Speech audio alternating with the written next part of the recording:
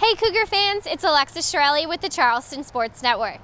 Thanks for tuning in to part 2 of this week's Cougar Weekly Roundup, where we had a chance to speak with women's basketball, softball, and track and field. Women's basketball is headed to Maryland this upcoming weekend to compete in the CAA tournament. The season has been building up to this moment, and we had a chance to speak with head coach Jackson to see what we can expect heading into the tournament. Well, honestly, going into the tournament, it's the same things that we've been working on all season: our defense, our rebounding, offensive execution, just the things that we need to really fine-tune and get better at throughout the course of the season. The tournament we see as a different season, and so it's our opportunity to really hone in on those things. Going against Towson, I think it'll be a great matchup. Towson's a really good team. A lot of talent there. I think the way that they move the ball, they share the ball in that 4-out, 1-in versus our matchup is going to be interesting. We'll take a good look at what we need to do and make our adjustments from the last 2 games there. I think it's playing consistently and having just that balance from everybody in all of our games, especially starting here on Thursday. It's been a lot of not just putting pressure on one person, but it's been Bree Bolden who's really stepped up, and now we need some other people to follow suit and help her out. We wish the team luck as they take on Towson in the first round of the tournament this week. Softball will be here at home this weekend hosting their 4th and final tournament of the season, the CFC Invitational. We had a chance to speak with Coach Califatis to see how her team is preparing for the competition this weekend.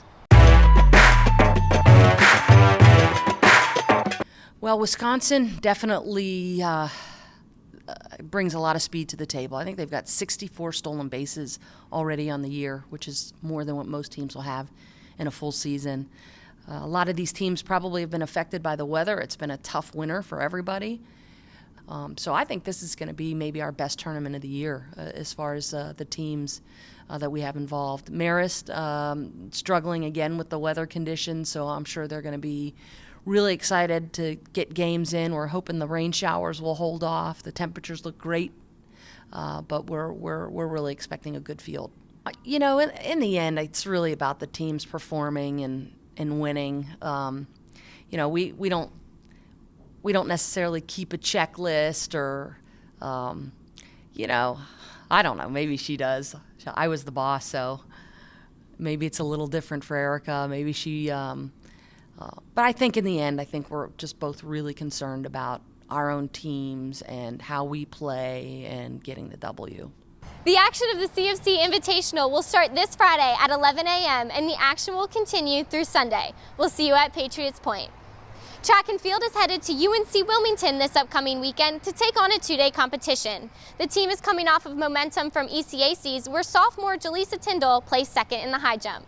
Here's Coach Seago ahead of this weekend and recapping the excitement at ECACs. Jaleesa had a heck of a day, I'll tell you. New school record.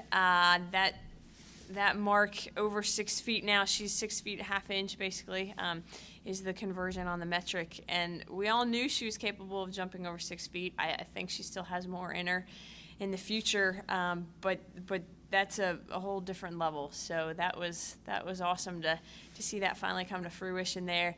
And Tiffany was a little disappointed because obviously she wanted to PR indoors, but I think she had a nice, solid performance. And, DMR getting them up there to get that experience. And that's part of what helped Jaleesa as well, I think, is last year having had the experience of being at a bigger meet like that and then coming in and just having her goal in mind and getting it done. So 2nd place overall. As a team, with the 6 of those folks, we finished 23rd. So Elon was just ahead of us. JMU was just behind us. I feel like, that's progress from last year and solid effort for sure. So UNCW is a 2-day meet. Friday we're going to have some field events, long jump, javelin. The 5K will be that evening, and then Saturday pretty much everything else is going on. So we're going to take a couple different groups, the van group going up and then the rest of the team. So I think weather should be nice, and we had a good competition here last year. It's nice to, finally get outdoors and kind of in our realm with outdoors. You add some other events like the javelin.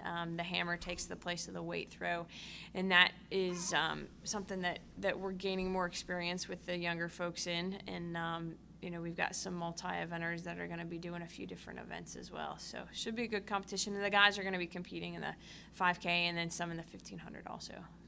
We wish the team the best of luck, or should I say my team, as we head to UNC Wilmington this weekend for competition. Thanks for tuning in to part 2 of this week's Cougar Weekly Roundup. And don't forget to check out part 3, where we had a chance to do a one-on-one feature with baseball's very own Taylor Clark. For the Charleston Sports Network, I'm Alexis Shirelli.